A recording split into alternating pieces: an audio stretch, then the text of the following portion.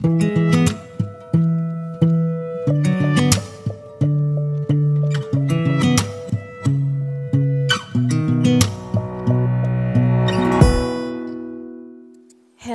mga katomo! For today's video, dito muna tayo sa Watts, ang kalaban ng Daiso. Ito is 100 yen shop din. Watts. Ayan. Pasok sa loob. Mga decoration ng garden. Mga plastic lang naman siya. Parang yung kaibigan mo, plastic. Ayan. Maganda din kahit papano. Ang mga plastic din kasi medyo maganda.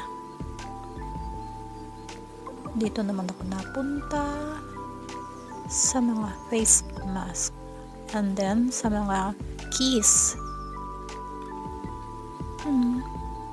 Halos magkatulad lang naman siya ng paninda, ang Daiso at ang Watts. Ito naman sa mga toothbrush. Ito pang linis ng dila. Para sa mga makakati at dila, ayan, paglinis po yan. At dito naman ang mga tissue. Eto yung mga reading glass. Ayan, merong mga sukat-sukat yan, yung mga grado. Pa yung mga nahihirapan ng magbasa, need na ng mga reading glass. Marami din paninda dito. Kung saang mga section, halimbawa sa mga notebooks, school supplies, and then sa mga kitchen. Madalas akong gumagawi sa mga kitchen. Ito naman mga marking pen, ball pen, yung mga glue, mga gum tape, packing tape, mga tali, panali sa mga dyaryo. Bago itapon kasi dito, itinatali ang mga dyaryo, ang mga lumang dyaryo. Ito naman sa mga pangkolorete sa mata. Iba-iba.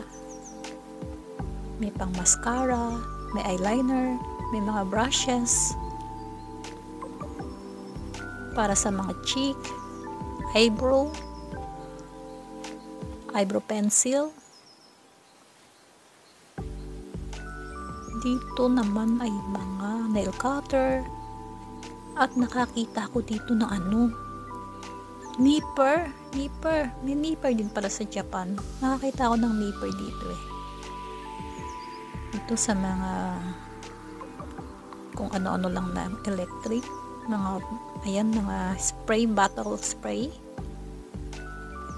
Hindi naman din lahat ay 100 yen ang presyo. Ito ang nipper, nakita ko siya. May nipper din pala dito sa Japan. Diba? Pero hindi siya hindi siya 100 yen. 330 yen ang nipper. Ito mga sobre, envelope. Dito din ay may mga klase ang sobre. Kung halimbawa ay magbibigay ka ng pera sa kasal, ito yung mga congratulations. At meron din yung pagka sa patay. May sobre, iba din yung sobre na para sa patay. Magbibigay ka ng abuloy. Hindi maganda kasi dito ang image na magbibigay ka ng walang sobre.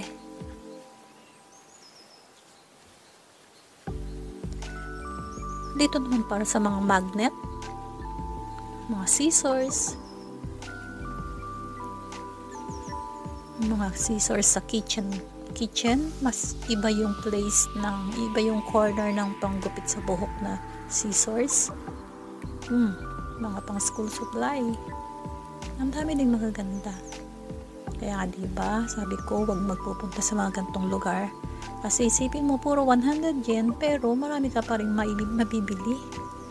Kaya dapat isipin muna natin bago natin ilagay sa ating basket, nang isipin natin ng 11 beses. Hindi 10 beses, hindi 3 beses, kung kailangan ba o hindi.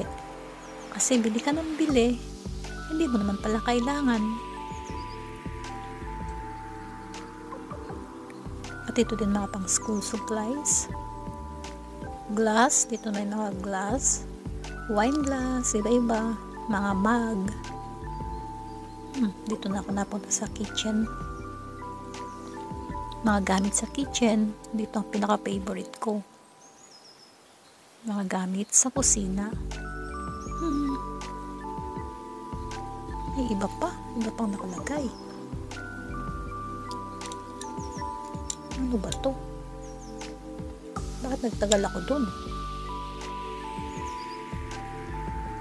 Ang gaganda niya. Halos hindi naman nagkakaiba ng paninda. Kailangan merong parang syempre merong iba na may tinda dito, wala sa Daiso. At meron ding pagkakaiba sa mga design nila. Medyo mas gusto ko dito. Kakaiba ang design.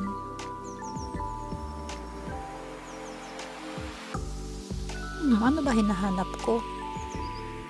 Baka nag-vlog lang yata ako eh. Diba? Mga stainless. Mga plastic na naman. Daming plastic sa paligid. Ang cute nito.